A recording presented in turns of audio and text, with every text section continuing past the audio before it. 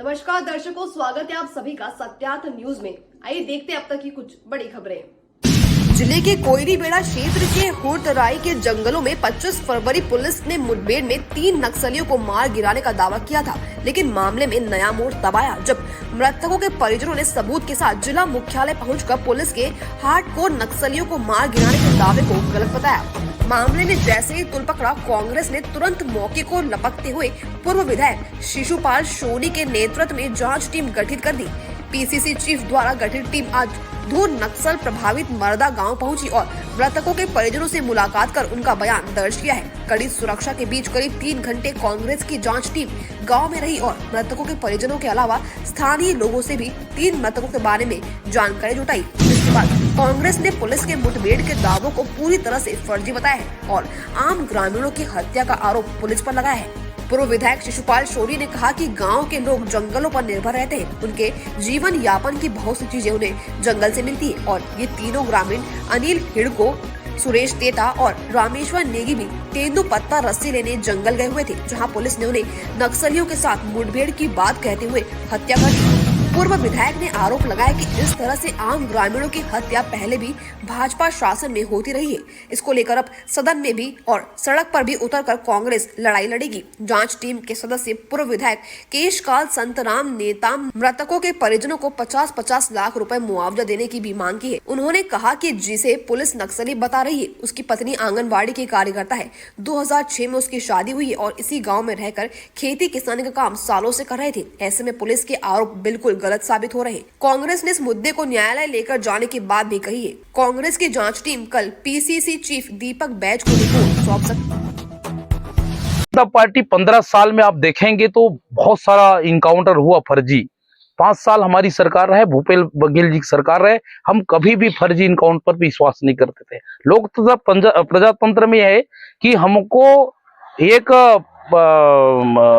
दायरे में रह के हमको काम करना चाहिए। इससे स्पष्ट होता है कि ये जो है और नक्सली के धमकाने के नाम से अमित शाह जी अभी आए थे बस्तर में, कुल मिला के वो ऐसे करेंगे और आने वाला समय में मुझे लगता है कि और बहुत से फर्जी होगा। इसलिए लोग अब जंगल जाना, क्योंकि हम आदिवासी परिवार का एक वो है कि हम जंगल में ज्यादा रहते हैं। हमारी खेती होती है वो जंगल में होती है, महुआ तोड़ने बीनने के लिए, साल बीनने के लिए, तेंदुपत्ता तोड़ने के अक्सर जाते हैं। अब इस प्रकार से अगर सरकार हमको सुरक्षा नहीं देगा, फर्जी इनकाउंटर करेगा, तो आदिवासी समाज के ही लोग मारे जाएंगे, हम लोग मारे जाएंगे। तो इस पे रोक होना चाहिए। और अगर कोई नक्सली हैं तो नो डाउट उसमें पूरा उनका अधिकार है, अगर कानून को हाथ में लेते हैं तो इनकाउंटर कर सकते हैं। विधानसभा में आवाज बुलंद करेंगे इस बात पे? निश्चित तौर पे वो तो विधानसभा समाप्ति की ओर था। ये मुद्दा बड़े मुद्दा है, चूंकि ऐसे सीधे साधे लोगों को मारे हैं। इस मुद्दा को विधानसभा से लेकर सड़क और सदन तक हम इसको रखेंगे और पूरा जोर लगाएंगे कि इनको न्याय मिलना चाहिए। इनके परिवार वालों को एक प्रकार से जो अभी छोटे छोटे बच्चे हैं, इनके जीवन यापन के लिए इनको कम से कम हम तो ये भी कहेंगे कि इसको पूरा जो सहयोग बनता है 50-50 लाख रुपए मिलना चाहिए। तो भाजपा के जो वन मंत्री उन्होंने नसीहत दी कांग्रेस को कि कांग्रेस पे 5 साल कार्यकाल को देख ले, उस पर क्या कहेंगे? दुर्भाग्य है भारतीय जनता पार्टी के यहाँ के विधायक को कि आज तक अभी तक हमें पता चला कि यहाँ के परिजन जिसको उन्होंने विधायक बनाया, यहाँ पर अभी तक उन लोगों ने नहीं आया, ना कोई भारतीय जनता पार्टी के लोगों ने कम से कम एक कटसी बतौर एक मानवीय दृष्टिकोण से यहाँ के भारतीय जनता पार्टी के लोगों को यहाँ आना चाहिए। स्थानीय विधायक चूंकि मंत्री भी रहे हैं, उनको आना चाहिए। और ये इससे स्पष्ट होता है कि वो किस ओर उनका इशारा है।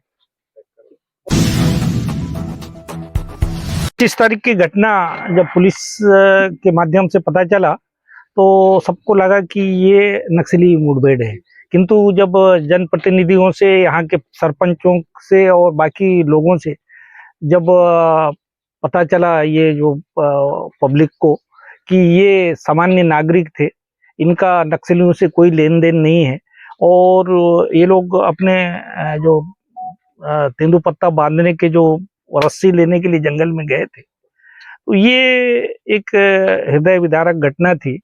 और हम लोग यहाँ पे आए हैं इनके गांव में, ग्राम मरदा में, पेवारी भी एक वहाँ से भी हुआ था, वहाँ भी गए थे और हमने देखा कि ये सीधे साधे ग्रामीण है और इनका नक्सली गतिविधियों से कोई लेना देना नहीं। ये शादीशुदा हैं। अभी एक जो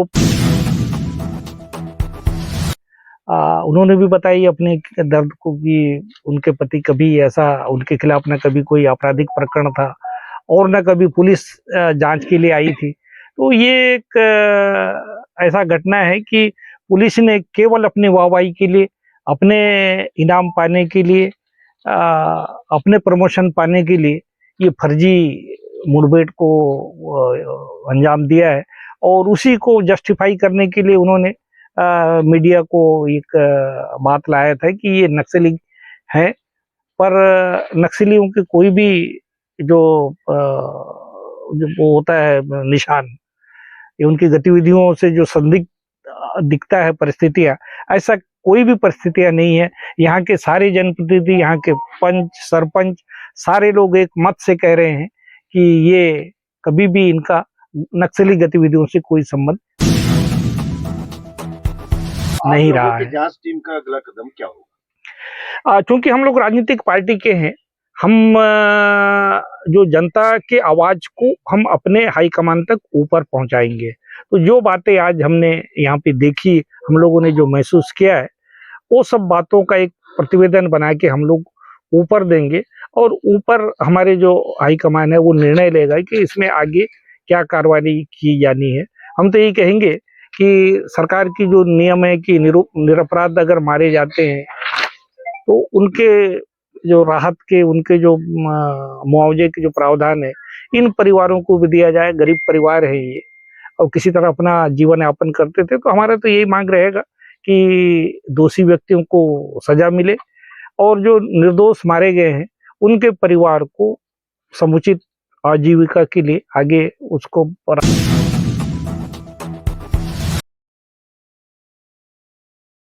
राशि दी जाए। सर, जिला प्रशासन ने दंडाधिकारी जांच का आदेश दिए, क्या लगता है आपको कि जो पीड़ित परिवार है उनको जांच से न्याय मिल